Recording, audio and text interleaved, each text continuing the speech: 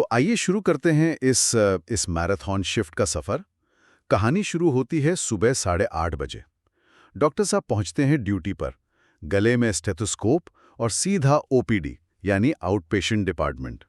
اور وہاں کا منظر، مصنف نے لکھا ہے مریضوں کا سمندر، مطلب سینکڑوں لوگ انتظار میں ہیں۔ کچھ کے پاس فائلیں ہیں، کچھ کے پاس ایکس رے، اور کئی بس خاموش بیٹھے ہیں، آنکھوں میں تکلیف لیے۔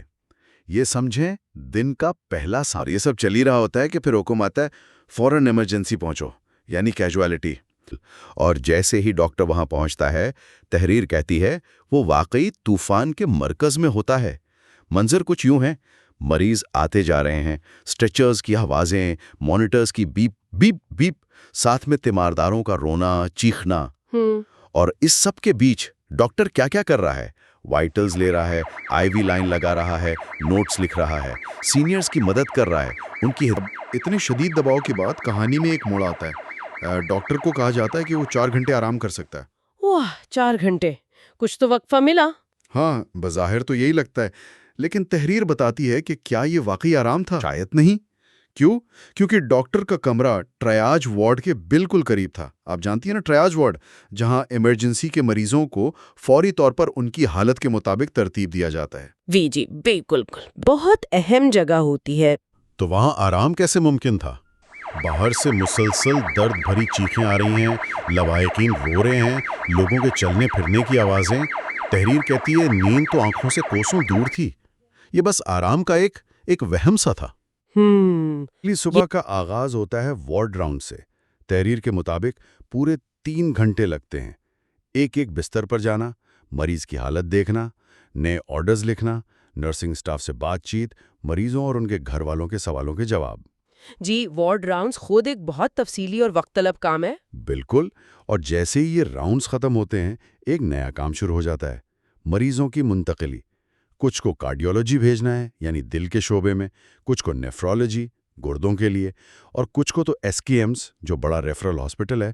5 بج چکے ہیں، ڈاکٹر کی شفٹ ختم، کل 36 گھنٹے۔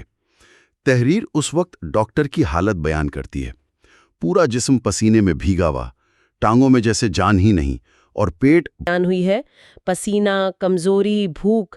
یہ صرف جسمانی تھکن نہیں ہے، یہ اس گہری جذباتی اور ذہنی تھکن کو بھی ظاہر کرتی ہے جو اتنے لمبے عرصے تک مسلسل دباؤ، ذمہ داری اور مشکل حالات جھیلنے سے آتی ہے۔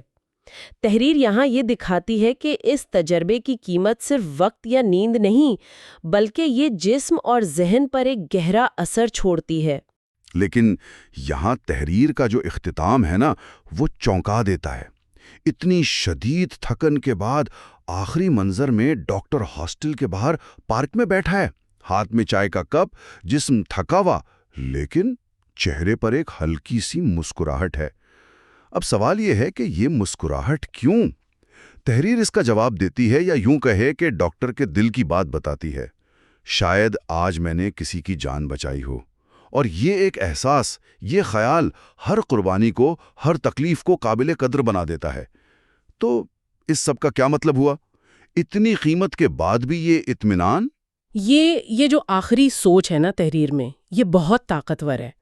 یہ اس بنیادی انسانی خواہش کی طرف اشارہ کرتی ہے، وہ مقصد کا احساس جو دوسروں کی مدد کرنے سے ملتا ہے، خاص طور پہ جان بچانے سے۔ تحریر کے مطابق یہی وہ احساس ہے جو ان تمام ذاتی تکالیف سے، 36 گھنٹے کی ڈیوٹی، بھوک، پیاس، نیند، تھکن، ان سب سے زیادہ وزنی ثابت ہوتا ہے۔ اگر ہم اسے ذرا وسیع تناظر میں دیکھیں تو یہ ان بنیادی محرکات کو ظاہر کرتا ہے جو طب جیسے مشکل پیشوں میں لوگوں کو جوڑے رکھتے ہیں، انہیں ہمت دیتے ہیں۔ تحریر یہ بتاتی ہے کہ اس ڈاکٹر کے لیے کسی کی جان بچا لینے کا امکان یا حقیقت، وہ ہر مشقت کا جواز بن جاتی ہے۔ یہ اس پیشے سے جڑے ایثار کی وہ تصویر ہے جو مصنف نے ہمارے سامنے رکھی ہے۔ تو آئیے اس تفصیلی گفتگو کے اختتام پر اس 36 گھنٹے کی شفٹ کے اہم نکات کو ایک بار پھر ذہن میں لاتے ہیں، جیسا کہ اس تحریر میں بیان ہوئے ہیں۔ شروعات ایک زبردست OPD سے، پھر ایمرجنسی کا شدید افراتفری والا ماحول، پھر وہ آرام جو اصل میں آرام تھا ہی نہیں، کام کی وہ رفتار جس میں اپنی ضرورتیں بھول جائیں، اور آخر میں تمام تر تھکن کے باوجود کسی کی جان بچانے کے خیال سے ملنے والا وہ گہرا اطمینان، یہ سب اس ایک تحریر نے ہم تک پہنچایا ہے۔